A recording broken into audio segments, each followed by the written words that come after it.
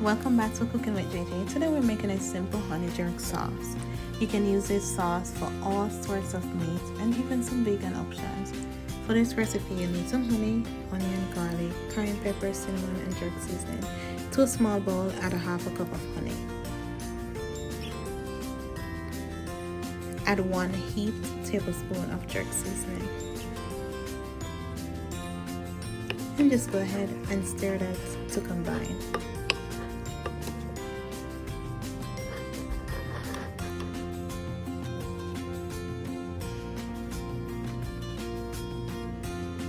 Add half a teaspoon of cayenne pepper, a teaspoon of cinnamon powder,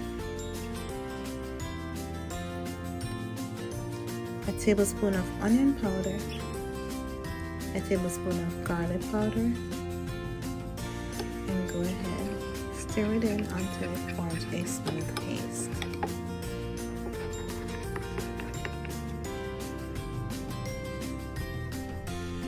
And there you have it. You can use this on so many different proteins. I recently made some honey jerk chicken and this was one of the sauces that I used. You're gonna see it at the end. That recipe is coming soon, but go ahead, use that sauce on so many different things. Enjoy.